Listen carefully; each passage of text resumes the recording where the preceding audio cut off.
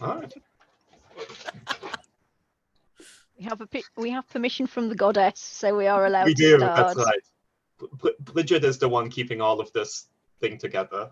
Truly, she is. Welcome everyone to Miskatonic Repository Convention 2021, our second year of doing this. We are incredibly thrilled to be able to offer a series of what will hopefully be exciting and insightful panels. Thank you for joining. I see Mike Mason is also joining, which is exciting. Oh, that's right. Yes, let's all be on our best behavior because Mike is watching over our shoulders. There we go. All right. So the discussion that we have before us for about an hour of time is respect in writing, and we have a just excellent panel of folks here to contribute to that discussion and to give us their insights, their experiences, hopefully provide us some guardrails and make us all better writers in the process. So may I go around our virtual room and ask you each to introduce yourself? And I'm going to do it in the order that I see you, which may not be the order that you see us in. Lynne, might we start with you, please? Hello, my name is Lynne Hardy, and I'm the Associate Editor for the Call of Cthulhu role-playing game, Mike's Girl Friday, and I'm also the line editor for the upcoming Rivers of London game. Excellent, very exciting. And Rivers of London is a book series originally, right? Yes, it is. It's a series of novels by Ben Aronovich. Yeah. Oscar, can you go next? Sure. My name is Oscar Rios. I am the president of Call of Golden Goblin Press, a New York-based licensee of Chaosium. We produce cosmic horror fiction and RPG supplements. We're a New York-based company, and we try and have that reflected in our work. I'm excited to get your perspective today, sort of with the position and sort of some of the concerns that you have in putting out products. So that should be really rewarding for us. Helen, can you tell us about yourself? Yes, I can. I am Helen Gould. I am a sensitivity reader / consultant, depending on what kind of terminology you want, which means that I look at people's work and tell them if they're accidentally being offensive or harmful or not, and how to fix that. I also work with the Rusty Quill podcast company. I am on all 3 of their main shows in varying degrees of parts, and I'm also their head of inclusion. And let me just say, Helen, how what cognitive dissonance I am suffering hearing your voice and not listening to I was thinking the same thing. I was just wondering, why does Helen sound so familiar? Oh my God, do you listen to the podcast? I listened to the Magnus. Yeah. I was only briefly in the Magnus Archives. I was Laverne in the Magnus Archives, in Nola Stella Firma, and I'm Azu in Rusty Quill Gaming. Excellent. And don't forget, you're one of Golden Goblin Press's authors. You do appear in one of our collections. I am. Let's add that credit as author. Yes. Very pleased about that. All right. We're lucky to have you. Closing us out, last certainly not least, Sam. Thank you. Yeah. Hi, I'm Sam. Pronouns are they, them. I'm a writer, editor. I did some work with Lynne, doing some editing. I've done some previous also sensitivity reading, mainly on queer stuff for Call of Cthulhu materials. Scratching my cat right now. That's why I look like a hunchback. Yeah, I'm excited to be here. No, thank you so much for joining, and your cat as well. Everyone, all furry critters are very welcome here. So with that, let's jump into our topic, and maybe for some of the folks in the room, it's really probably a good idea to start at the very beginning, which is when we say respect in writing, what do we mean? What is that phrase? What am I respecting? Who am I respecting? As you'll see, I'm not terribly intelligent or enlightened, so like you can just pretend that you're talking to me, right? And this will be helpful for me to understand. So going around the room again, Lynne, do you want to kick us off with when someone says respect in writing, when we told you, hey, we're doing this panel, what came to your mind? Treating cultures, genders, sexualities, ethnicities that are not my own with sensitivity and respect when I'm writing, when I'm thinking about what I'm going to write about, when I'm researching what I'm writing, and then finding people who will help me make sure that I'm doing that correctly. Helen, I feel like I need to check with you because I can imagine people seeing your profile and the services that you offer in your professional capacity as a sensitivity leader and sort of wondering, what is this thing? What is respect? Yes. I mean, okay, it is late in the UK, and the sentence I was about to say was, I do not offer respect as a service, but that's not what I mean. Okay, I'll give a brief discussion of what I do. So, I mean, firstly, I'll answer the question, I guess, which is, for me, respect in writing is not just respect for the things that you are, for the cultures, for the peoples, for the environments that you're writing about, but it's also respect for your audience, and treating them with consideration, I guess. If someone who knows nothing about sensitivity reading or sensitivity consultation was to come onto my website, I suppose the simplest way to explain it to them would be when people write characters that are write characters or stories or settings that include things that are not from their own experience, I can help them make sure that it is as accurate as possible.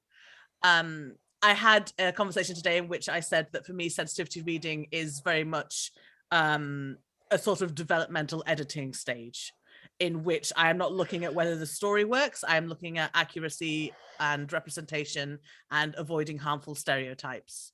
And my specialist subject is in race, specifically the Black diaspora and mixed race experiences. Can I impose on you for an example? Of what exactly? Of avoiding the kinds of stereotypes, and it doesn't have to be from a product you actually, looked at, but what would be the kind of thing that you are on the lookout for that would raise a flag when you see it in writing? I mean, I will say it varies massively from project to project. But say, for example, someone has written a Black character whose father is no longer in their life. That may or may not be really well handled, but something that I will pick up on, whether it is well handled or not, is this may lean into the trope of Black men being bad fathers or being absent from their children's lives, and it's important that we are able to represent either the complexities of that or deliver more representation of Black men being good fathers in order to counteract the stereotype. Great example. Thank you for that. Okay. Oscar, Sam, anything you wanna add on this? And Oscar, fair warning, the next question is going to be coming to you. Okay, great. I've got water here. I'm good. We talk a lot in New York, so I'm not phased. All of the points made were great, and it doesn't leave me much to add because I think they've covered the meat of it. One thing I would like to add is for those of us writing in other historical periods, respect for the history. Because it's very easy to lose sight of what the cultural challenges were for many, many groups. I, for example, I write a lot of stuff in the 20s, and I write a lot of stuff, in the classical period of ancient Rome.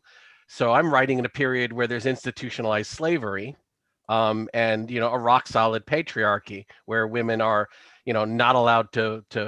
There's no vote. There's no owning property. There's, you need a man to, make out a loan.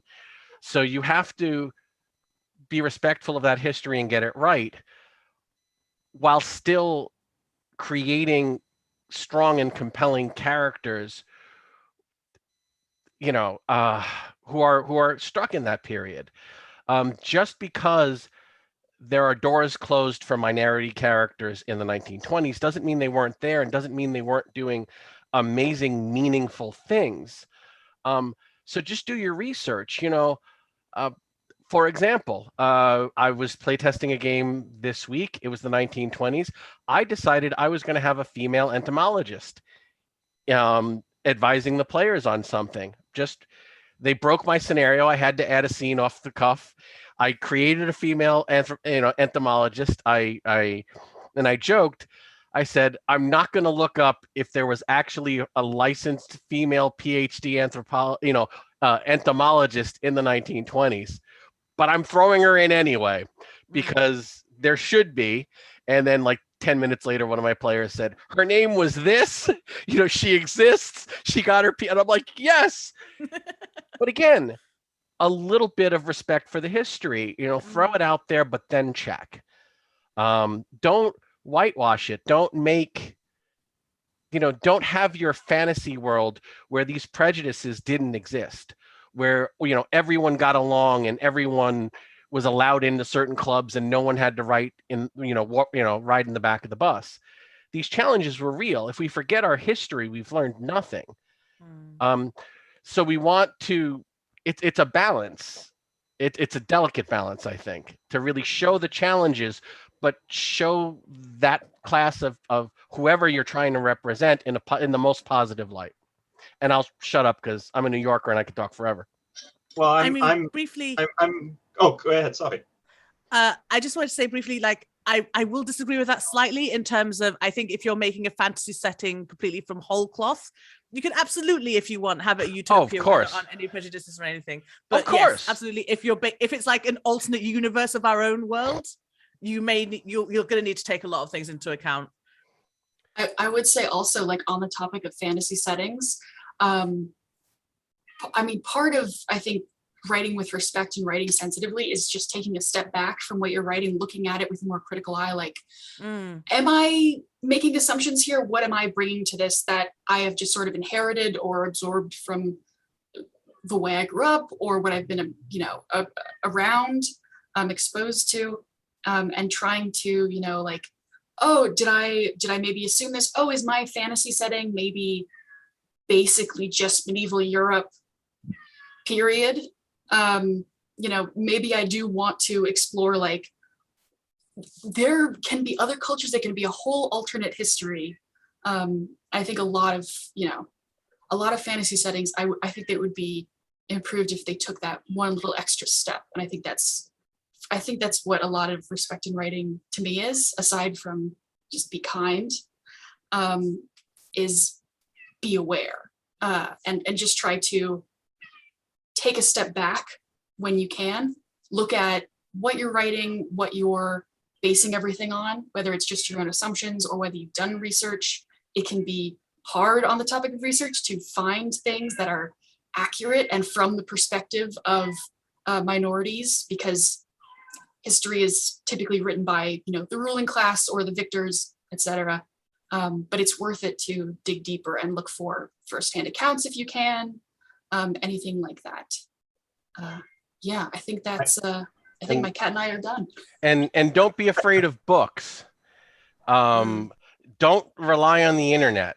The internet is like 5% of all of the information at your fingertips. If you really want to represent a group, get a couple of books, immerse yourself in the history, immerse yourself in in what those people, what the group you're trying to represent went through, be completely empathetic to their plight, try and live inside their head for just a little while, and then do what you do as an author. Go on the internet and get a list of books. Yes. Definitely. That's where a lot of those ones came from, behind me. I just want to back up what Sam said, because Sam was tremendously helpful to me on Children of Fear, particularly with respect to one particular area, which I'm not going to mention because spoilers. But I'd made because of my background, because I am a straight white woman, I had completely missed something, and Sam pointed it out to me and went, well, no, surely it should be this. And it was like, oh no, you're right. And it, it was that having a second pair of eyes on it made me realize something that I hadn't even noticed because of my privilege, to then go back and go, right, okay, now I can make this better. And like you said, this is the value of having sensitivity readers. And, as Helen said, developmental editors is really what they are. Just to make you look and make you realize that you do have these things that you've grown up with that you're completely unaware of, so that you can do better. I'm gonna hold all of you back a little bit, because you are starting to get into a lot of great material on kind of what are the benefits, how can you use this, what are some of the tools available, which I do want to talk about, but I also want to bring it back a little bit to kind of brass tacks. So just to recap, my mind's already blown, because we come up with these questions and we think what would be interesting, and my brain was entirely focused on the character dimension, right? Being respectful to the characters you create. So the idea of, that this has multiple dimensions of being respectful to your audience, being respectful to the history, or being respectful to the made up history, right? And making sure that it is cogent and respectful of what those made up communities would be like, especially if they're reflecting real world communities. But going to those basics, and I'm going to be a little crass here, why do we care, right? Why is Helen, a professional sensitivity reader who does excellent work and is incredibly helpful to folks? Why is this a thing? Why do we care? Does it matter intrinsically? Is it a question of inclusivity? What is it that sort of makes all of you go, no, this is obviously something we need to care about. It's self-evident. But I kind of want to dig below that and get each of your perspectives on where you come from. So let's go in reverse order here. Sam, do you mind starting us off? Sure. I think I'll give the sort of like the fun answer first, which is it's interesting. It makes everything so much richer and more grounded, that even if you don't realize it wasn't grounded before, like you get such a wider spectrum of characters and settings, and like the toolbox just expands exponentially. And it's a lot of fun to play characters other than yourself, and then to also be exploring so many other dimensions other than the ones you're used to.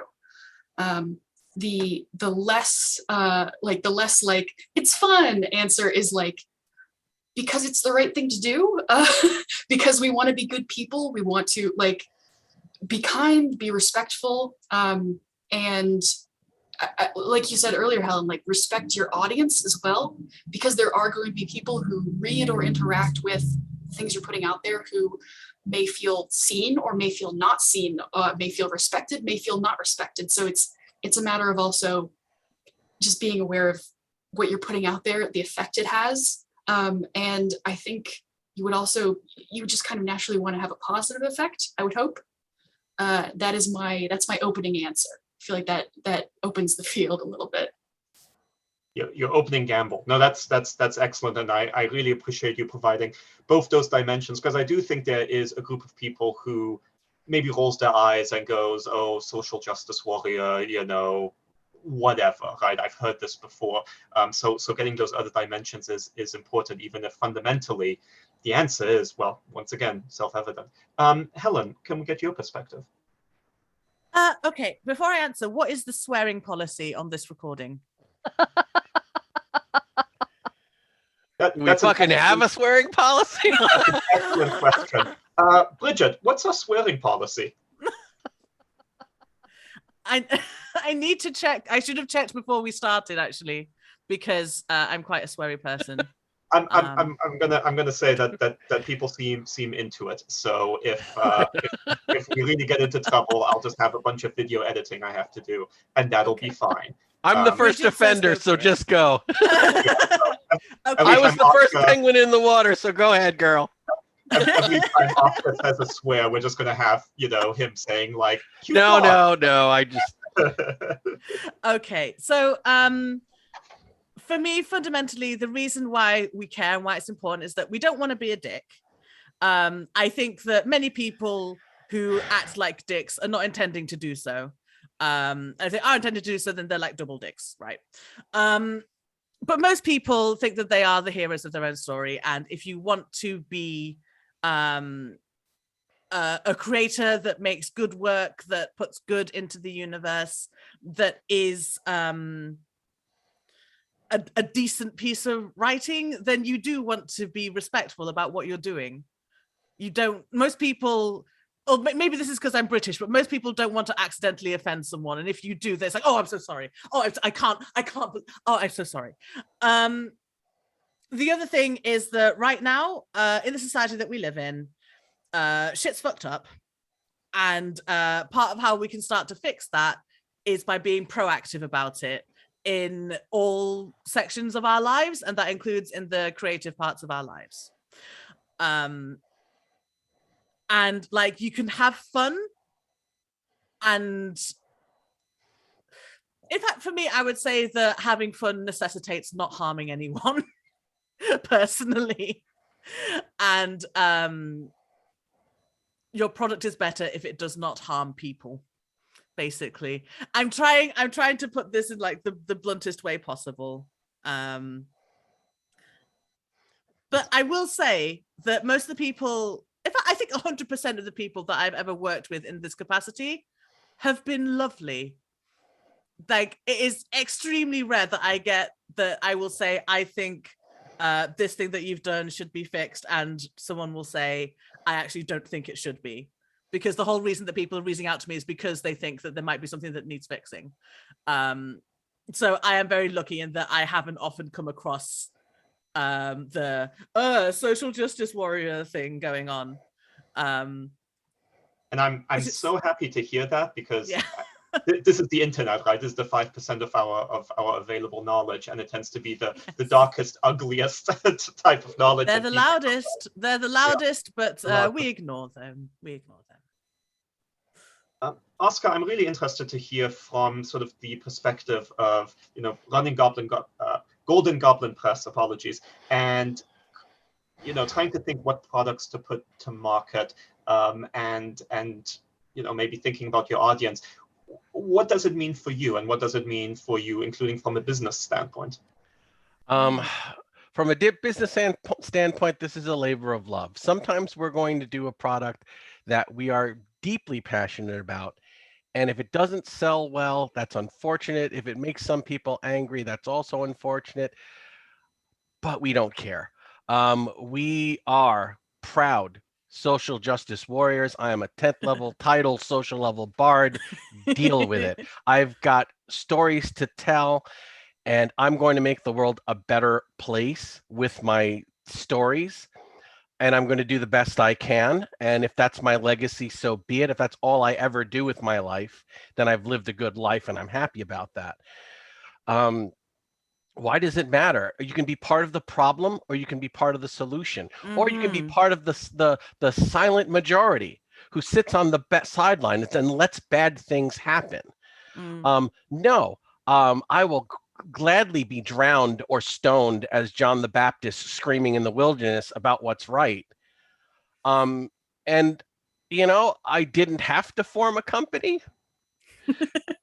but when I did, I was like, my Call of Cthulhu company is going to be different. We're going to write stories about, minorities and LGBT people and, cultures that are not, the white New England cultures. We're going to go to, we're going to write a book all about New Orleans, and we're going to deal with that. We're going to write a book about, social justice issues. We're going to do something set in the Caribbean, and we're going to do the best we can. And that's a whole nother deal. But no, it's vitally important. If I wasn't pursuing this to make the world a better place, I wouldn't be pursuing this. There's not enough money in this. So one of my mentors, Keith Herber, God rest his soul, told me, we better have a good time because there's not a lot of money in this. So I'm going to have a good time, and I'm going to get my message out there, and I want to look in myself in the mirror that say, we did good work. We put something out there that was well-researched, that was fair, that was balanced, that maybe made people feel uncomfortable, because sometimes the ugly truth is uncomfortable, but it's the truth and it needs to be looked at, whether it's pretty or not, because we need to do better as a people, as a culture, as a global society. And now I'm going to shut up because I'm probably going on way too long. Well, Lynne, you looked enraptured while Oscar was going on. What are your thoughts? Is there anything left to say on this? No, I don't think covered there is anything left to say. My co-panelists have stated the case absolutely beautifully and covered all of the really important topics. It's about empathy, it's about inclusion, it's about getting people seen and represented. It's about not being dicks. You know, it's or double dicks for that matter. or double dicks particularly. You know, coming from a position of tremendous privilege, you know, it's what Oscar says, you know, like, you can be part of the problem or you can be part of the solution, and it's up to me to use the privilege I have to make sure that those who don't have access to the spheres that I've had access to, that they get it, because it's the right thing to do. And, you know, as everyone else has already said, it matters. It is desperately important. Well, Lynne, you have persuaded me. You know, I heard everyone else, and then I thought, oh, No, don't listen to me. Listen to them. So I'm persuaded, right? I'm a white privileged male. I've been persuaded by this. But the next question then becomes, I think, and here's where things get really difficult, where we get beyond the self-evident answers, hopefully, and that's, how do I do it? Right? How does anyone do it? And Lynne, I'd be really interested in what your process was and the tools that you knew about or that you learned about in the creation of, for example, Children of Fear or other products, because that, of course, is a Call of Cthulhu campaign, I believe 1920s, Asia. As you mentioned, you know, not necessarily a background that you come from. So when you were going about this process, how were you thinking about it? How were you trying to overcome some of these privilege issues that you were mentioning earlier? The first one was research. You know, as Oscar said, the internet does not have everything, although it might lead you to some very interesting books. So I got, I did a lot of reading and a lot of research. That's only going to get you so far, because as Sam said, that's usually written by people in a position of privilege with their own biases and agendas. So then, I mean, I was very, very fortunate on Children of Fear in that I already knew about Sam, because I'd worked with Sam before on Berlin. So I knew that I could rely on Sam to make sure that we got the LGBTQ IA plus side checked to make sure I hadn't done anything stupid there. 2 ordained Buddhist priests actually reached out to me and offered their services to make sure that I'd got that side of things right. So, you know, I was tremendously lucky in knowing the right people. But even if I hadn't known the right people, I would have gone out and found them, because these are areas where you have to think carefully, because, you know, Central Asia, Southeast Asia, it's not my culture, it's not my background. Buddhism is not my religion. I'm at best agnostic. So, you know, it's you have to go that extra step, because, as you know, we've already discussed, you don't want to be offending people just casually because you haven't put the thought and attention into it. So yes, lots of research, and then talking to people who know way more than I do to make sure I hadn't done stupid things. Helen, in addition to sort of writing in your own capacity, some of the things that Lynne is talking about are the things that you help folks with from your introduction. So can you talk a little bit about how people might come across some of the types of knowledge that you have and the ways you can help them? And maybe do you direct them anywhere else? You know, are there other resources that folks can draw on, or that you draw on maybe in the course of your work? You know, from your perspective, sort of, what are the tools? What's the toolbox? Okay. So to be a sensitivity reader or consultant, you need 2 things. One of the things you need is, actually, no, I would say 3 things, actually. one of the things you need is the lived experience. I would not be able to be a sensitivity consultant for mixed race stories if I was not mixed race myself. That would be stupid. Secondly, you need an understanding of what helpful editing is like. So you need to be able to give feedback in a way that is constructive and does not make someone feel like not bothering. There is no point in saying, you've done this wrong. There is a lot of point in saying, this could be taken in this specific way. You may want to change it in X or Y or Z way. There is also an element there of engaging with the themes of the work, because I will engage with a horror text very differently than I might with a young adult text. In terms of what I will pick up on, because I will know what, because I have a decent understanding of the kinds of people who read different genres. I will know what tropes are expected. I will know what kind of age ranges we're looking at, what people are expecting. And so if there is something that is unexpected, I can pick up on that and say, hey, did you realize that this may come across as this, which you may not want to have in this book. For example, there are a couple of times where someone has had like a servant class or a slave class or an indentured servant class, and they've said, oh yeah, so they can be like butlers or servants or sex workers. And I will be like, if they're indentured servants or if they're slaves and they're also sex workers, then where does consent come in, for example? So it's picking up on sensitive issues like that. And the third thing you need is a decent political framework. I am often able to pick up on like basic 101 stuff about identities that are not my own, because I am a pretty radical leftist.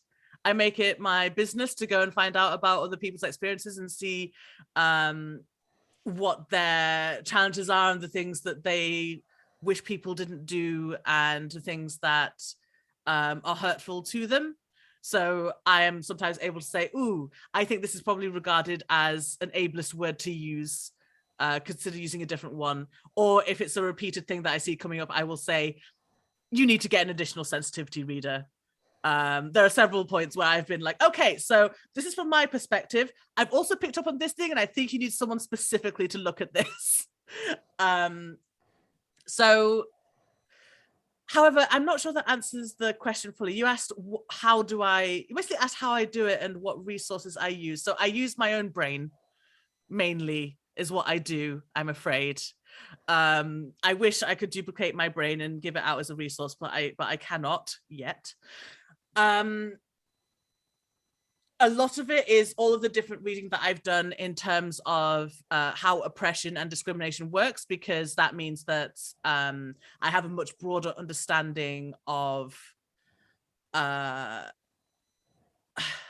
to put this, just what marginalization looks like in people who are not me. And so that helps as well. I would like to give a shout out to writingtheother.com. Beat me to it. Oh, yeah, Sam, yes, also excellent. rejoicing. Very good. They offer really good classes and workshops on creating diverse characters of all kinds of types. And that can be really useful to look into before you start writing something. That's I'm not excellent. sure if that answered your question or not. I think you took a poor question and provided an excellent answer. Thank you for that. But I am also conscious of the time that we have. So what I'm going to do is, Sam, I'm going to turn to you, and I'm going to have a slightly different question for you. If you're okay with it, I'd like to do a kind of case study. All right. So we've sort of established some of the tools, the reasons why, and what it is we're talking about. But for a lot of folks, I think, that are in our virtual room, they are in a position where they're trying to do good. They're trying to be authentic and fair and do all the positive things that have been discussed here, and they're trying to figure out exactly how to do it. And it can be tough when you're just looking at a whole scenario or story. So let's focus in on one specific part. And that part that I want to talk about, Sam, is pre-generated characters. So you've got a scenario, you've got a story. Sorry, Sam? Oh, I was just saying, yeah. Yeah, no. Keep going. Yeah, sorry. Not for your benefit, but possibly for other folks' benefit watching. And you kind of have a blank canvas. So we're not dealing with a scenario where the characters have to be specific anythings, right? Anything goes. And someone wants to make sure to sort of be inclusive, but they happen to be white, straight, privileged male. What would their approach be in your mind? So what would work? What would be a good way of approaching that issue of how do I create these pre-generated characters? Good question. I would say step one is if you've already kind of drafted a list, like you might have some general ideas for, how things might fit into a story of like, I want a detective and I want a priest, or like I want a cook and I want a linebacker, like anything like that. That's a starting point, I think is helpful. And then you can go into how does this look from a distance? Like it's kind of that step back thing again of, have I fallen into a thing where like my only Black character is a servant? Have I fallen into a thing where my only queer character is very flamboyant and promiscuous? Anything like that where it might not be automatic. It might be something that is totally underlying that you might not pick up on at first, but just trying, I think, is worth it. Yeah, and then also this goes a little bit deeper, but once you start, rolling those into the scenario, into the narrative, being conscious of what you're doing with them, also, like the way they're playing, like, for example, a case study being, maybe don't kill off your only minority character or characters. Maybe don't kill your gays, for example. That's a whole trope. And people might not be aware of that. But it's tough. But the more you can step back and say, does this play into tropes that I've seen? Is there, like, can I scrutinize this in any way of, am I going based off of stereotypes that I've maybe grown up with? How can I diversify that? Like, what is a character I haven't seen and why? And kind of going from there. It's sort of a nebulous answer because it's a complicated thing to do. And it's really hard when you're starting from a blank page and you don't have that broad like awareness to start with that you can pull from. It can be really hard to step outside of what you know because you can't know what you don't know. Sorry, it's a very nebulous answer. But just looking at the characters you're building, how like their different, spheres of their identity intersect. Looking at like, am I falling into a thing where I have too many white people? Am I falling into a thing where everyone is straight? Is everyone able-bodied? Is everyone from one area? Am I missing opportunities here for a really interesting character who has a background that I never would have thought of? Anything like that. And then, yeah, also if like a player points out something, players can also inadvertently be sensitivity readers themselves. That's something to be aware of. If someone points something out or makes a character choice that maybe you notice is a little strange or off, I think being able to talk about that stuff with your players and be open with that is huge also. I took a really long winding road there. I hope some of that was... No, I think that's really comprehensive. Cool, okay. I think it really, it goes to the heart of just how hard it is. And we're going to put how comprehensive it is to the test because, Oscar, you've written 1 or 2 pre-generated characters in your time. Oh boy, have I written a lot of pre-generated characters. So how do you do this with pre-generated characters? Start with your idea of what is the role of this character, and then look at the history. Like I'm going to have the doctor. I'm going to have the PI. I'm going to have whatever this person is. Like, do we have historical record of there being like female doctors in this period? Do we have When was the first, Black surgeon, in existence? Like, when did this happen? When did that happen? I want a Hispanic reporter in the 1920s. Was there a Hispanic language newspaper in this city in this period? Take a peek. The history will surprise you. The history will always surprise you and open your eyes, and you'll like, son of a bitch, there was several Spanish language newspapers at the turn of the century in New York. I can have not only my, Hispanic reporter, I can have an entire staff, of publishers, and take a peek at the history. It's going to surprise you. Women played a role. Minorities played a role. Gays played a role. They're not the stars in the history because history didn't want to make them the stars. But so many of them led amazing, incredible, eventful, historic, monumental lives. If you look at the history of underrepresented groups, there's like 35 movies and miniseries that should be written about these amazing characters that existed that we don't know anything about because they were never given their moment in the spotlight. So when I have to roll up an NPC, I will look at the history. And if I can make one of these underrepresented groups part of that, then I most certainly will give that underrepresented slice of history a brief moment in the sun. And if that's an opportunity to educate people at conventions or online where, wow, there's a female trauma surgeon in World War. I'm like, yes. Do you have any idea? There were, female bomber pilots in World War II that were decorated, and nobody knows. One of my favorite things is the Red Cross Great War nurse, who's, now a Cthulhu Mythos investigator, and like, wow, the doctor's a woman. I'm like, yes, and I get angry. Like, there were tons of, amazing. Anyway, you get my point.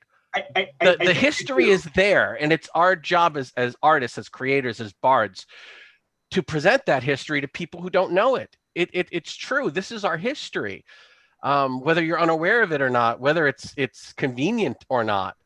The representation is always there. The effort to hide that representation is the construct of society.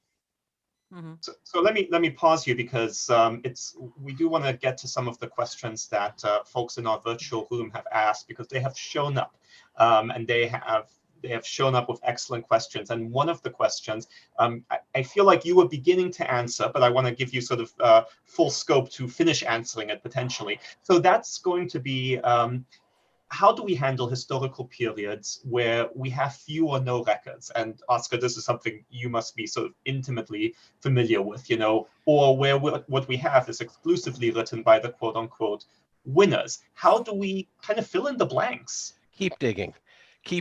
Don't rely on the internet. If it's not on the internet, order a few used books. If you can't find it in books, reach out to someone in a historical society, reach out to someone in a museum. People who work in historical societies and people who work in museums, they love to answer emails and talk passionately about the stuff their museum and their historical society is about. They will return that email. They'll be happy to answer your questions because they live for this. The resources are there. Think outside of the box. Find that history. And I was reading the questions because I was cheating. Somebody said, questioned, when you have historical, opinions that are wildly different, where do you fall? And there's a great Star Trek quote from Deep Space Nine, which were true. Which were true. What is a truth and what is a lie? And he goes, oh, it's all true. And somebody said, even the lies? And he answers, especially the lies. I deal a lot with the Romans. So I'm dealing a lot with the Romans against everyone the Romans were against, which was pretty much everyone. So what's the history? What's the truth? Were they bringing civilization? Were they conquering? Was this completely exploitative? were these, who's right, who's wrong? You know what? Everyone's right. Everyone's wrong. All the stories are true. And you need to show that. You need to show the perspective of the oppressors. You need to show the perspective of the oppressed. You need to have empathy for both sides and weave your story fairly so that everyone is evenly represented. You don't want to have villains and you don't want to have heroes. You want, when you're dealing with conflicting historical narratives, you need to read both sides and try and see what the truth was between this, which is sometimes hard because paper burns and they will burn the historical records of the side that, so sometimes it's difficult, but you need to really take a step back, put on your thinking cap and see, okay, how do I want to do this? And it's hard because you speak to 10 different historians, 4 of them are just going to disagree with the other 6. So yeah. One thing I would point out though is that it's really important to recognize that the truth is not always perfectly in the middle. No, of course. Yeah, I was gonna say, like, you can't be totally empathetic to both sides totally because there are some cases where it's like, maybe it's definitely bad. You don't need to justify that one. I'm not justifying, genocide. As a Hispanic, trust me, I'm not justifying the genocide of Native people with my proud Taino Indian blood. I'm just saying, but it is important to have sympathetic portrayals of villains so that your characters feel well. Exactly. Yeah, I totally get you. It's just don't have 2-dimensional stereotypes. Is basically what we're saying, isn't it? No matter, at the end of the day, people are people, and some of them have totally abhorrent viewpoints, but they're still people. You don't want to be portraying them as cartoon villains because then you lose a certain depth to your story that you're telling, the scenario that you're writing. And there's a gravity. Oh, sorry, I'll be really quick. There's a gravity to that. Like the horror of a villain can be so much more impactful if they're also like a loving parent, or like they're doing it for a specific reason that they feel very committed to. Like every villain thinks they're being a good person for some reason or feels vindicated in some way. And that can make it so much worse. Like, trying to think of an example. Like that would be universal. For example, the Crusades, but also like Frollo from Hunchback of Notre Dame, to get hyper specific, is very like, he's advocating genocide. Hey, he's like a religious zealot. What he thinks he's doing is raising this kid who he sees as a monster to be less monstrous. He thinks he's like wiping out like a threat to humanity or something, like, and he genuinely like believes that stuff. He also he shows kindness to Quasimodo, who's really his victim at some points. Like, there's so much nuance to a villain that's, to make it realistic. Yes. Frollo's really good villain. And I'm jumping in just because we've got a lot of really great questions, and I just want to take advantage of this brain trust that we have, because all of you have been amazing. One great question is, how do you outsource sensitivity on a budget? Which is a cute way of putting it, but I certainly have been in the position where I know I'm working very hard on a product. I know that no matter how hard I work on it, it'll sell maybe a few dozen copies, right, on Drive-Thru RPG.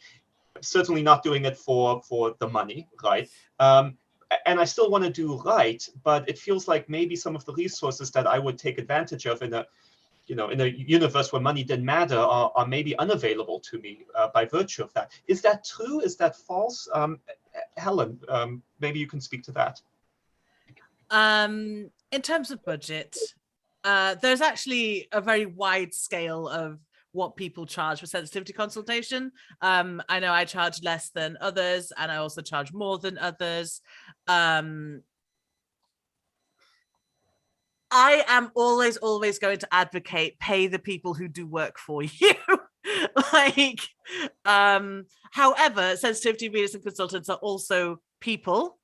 And if you're like, I really want to get this right, but I don't have a lot of money, they may drop their rates. So it's going to be about negotiate with them as people. I certainly have done work for less than my rate when the person has been like, I'm unemployed, I'm a student,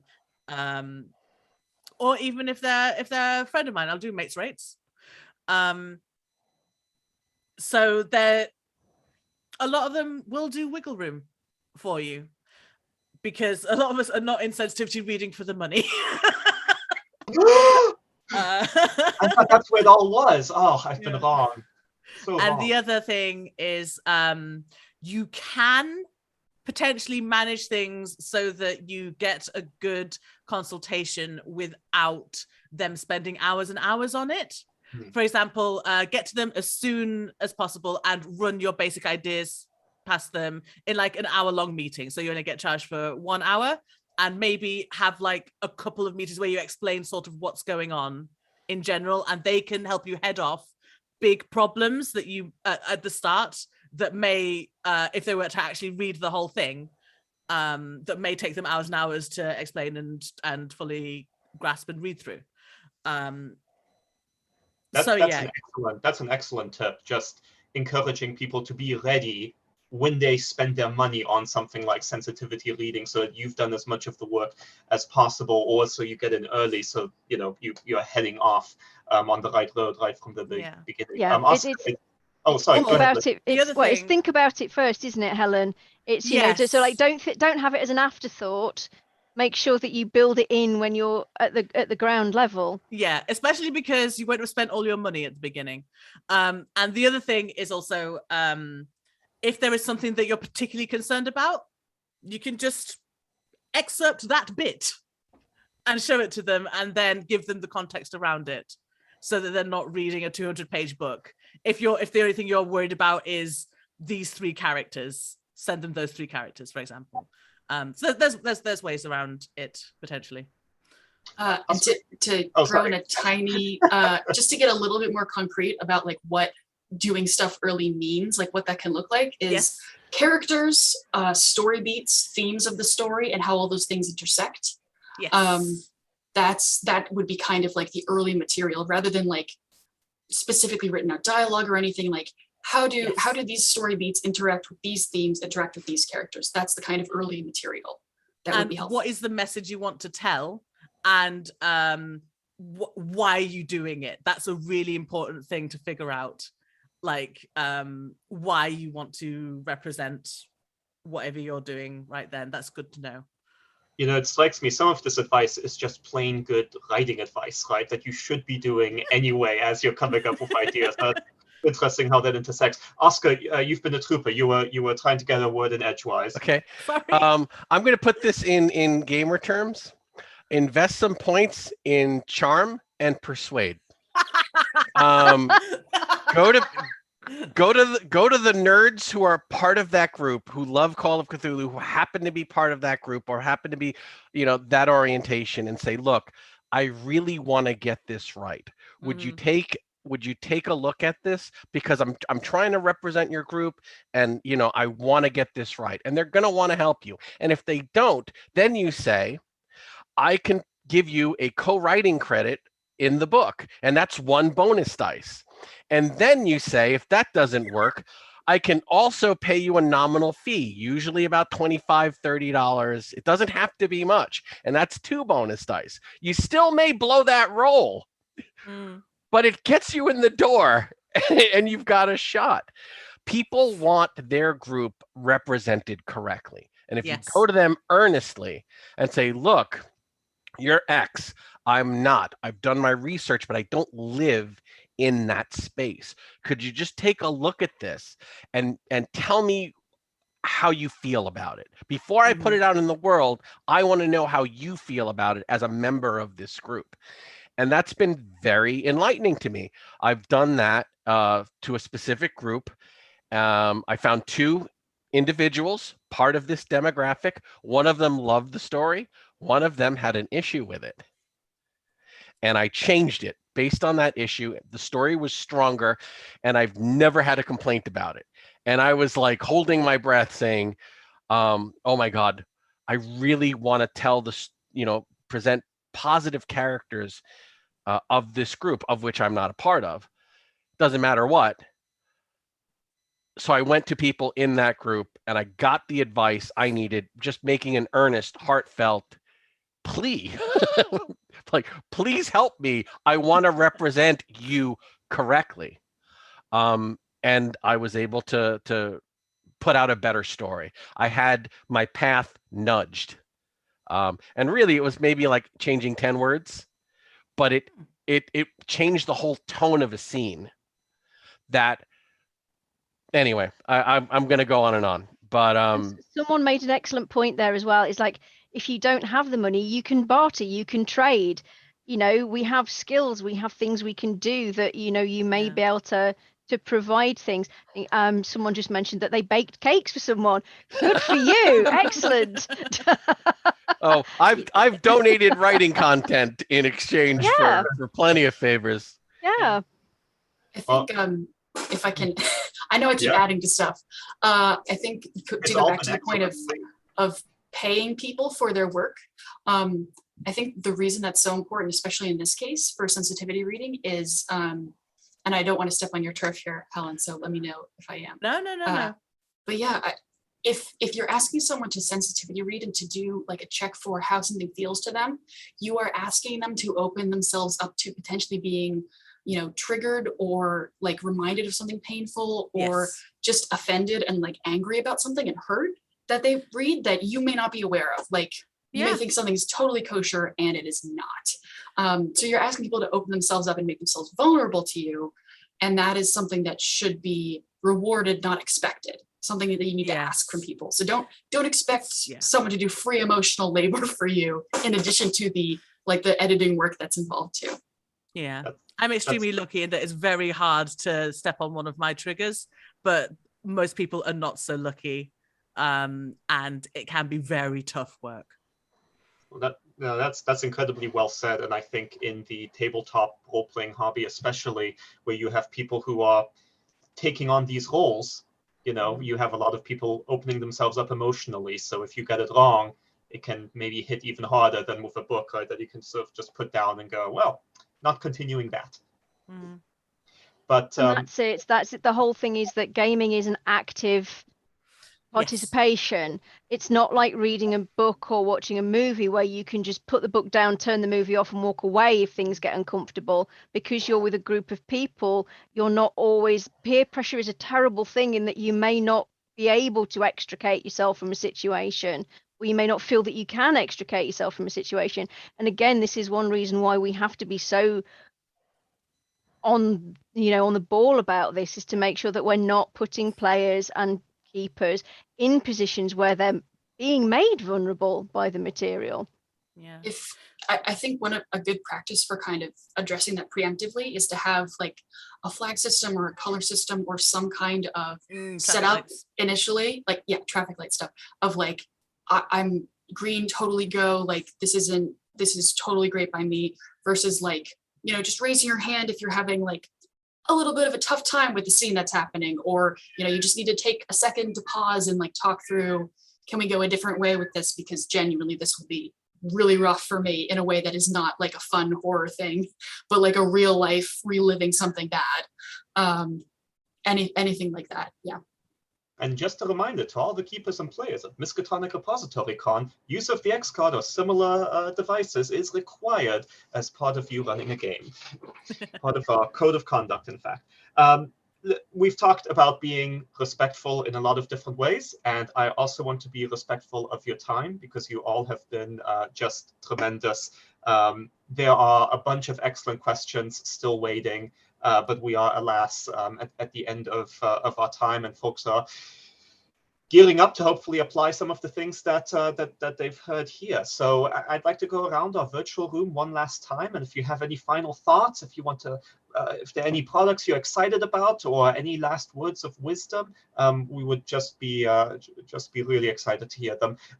Lynne, can you kick us off for the last time around? On social media, follow voices that are not your own. Read what they're tweeting, read what they're posting on Facebook, I'm far too old for Instagram and TikTok, so I'm not going to do anything about those. But like, broaden your reading, broaden your understanding, pay attention to what people from these groups are saying, and just sit back and examine your privilege, and have those hard conversations with yourself about it. Helen, may I turn to you next? That was really well put, Lynn. Yeah, this is just like rounding off pieces of advice. So I've got a few. One of them, I have the chat open, and I saw someone basically saying, well, part of the question was, should I just stick to what I know because I don't want to get it wrong? And my response to that is something, I can't remember which YouTube video it was, but the phrase that has stuck with me for months is, there is no risk-free good art. That you cannot make good stuff without taking some risks, and it's just something that you're gonna have to deal with. Related to that, it's gonna be hard. Just accept that it's hard. A lot of this is going to be uncomfortable and difficult. But I feel like it is our duty as humans to sit with that if we're going to improve stuff. And the third thing is second guess your instinct when you're writing anything to do with marginalized characters or diverse settings and stuff like that. Because your instinct is often what society tells you should be or is the case. And if you just go back and look at it and take a second look, you can often come up with something that is more interesting and more inclusive. And that's what I would say. Terrific. No, really good. You'll see me like looking down from time to time, just scrolling down notes. Just don't worry about that. Oscar. I would say my last pieces of advice would be ask. Ask those who are in those groups, reach out, share your work. Never assume you know everything. Never, and if you're not at a point in your life where you're constantly learning something, you're dying. You should always be educating yourself about other groups, about other cultures, about the world around you, about the history behind us and the future ahead of us. Do not rely solely on the internet. If you really care, you'll research a couple of good books. You'll tune into a few good podcasts. There's information out there. You have to dig. Pay equal respect to Calliope and Cleo, the muses of epic poetry and history. It's there. All the great stories are there. Just look for them. The history will surprise you about the characters that shaped it, the real characters who shaped it. And it's not the ones you see on Friends. Friends, the fictitious New York with no minorities. Yeah. Giant apartments and yeah, where you work part-time in a giant apartment and there are no minorities. What a fantasy land. Incredible. Oh boy. As a New Yorker, it's just so triggering. Oscar, there have been several times when you've spoken over the course of this panel, I've gone, I think Oscar Rios is telling me to roll library use. I think he's telling me to roll library use. Library use, persuade, charm. And don't be afraid to add a few bonus dice with bribery tools. Sam, may I give you the final word? Sure, love to. Pressure's on. Yeah, I think to just kind of add on to what everyone else is saying and try to wrap things up. You're going to get stuff wrong. We all do. If you're trying to write about something you have previously not known about, you're going to step in it. And the way to move forward is to, move forward by not guilting yourself about it, by realizing that even if you have said or done or perpetuated things in the past, that doesn't mean you can't improve or change. It doesn't make you a bad person. Changing from that is the beginning of the path to enlightenment that never ends, because there's always more to learn.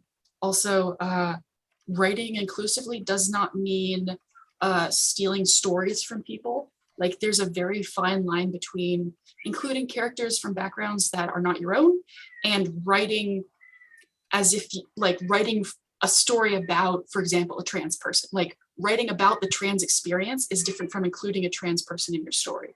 Like there are certain things that you can touch on, characters that you can include, but be careful that you're not trying to tell someone else's story.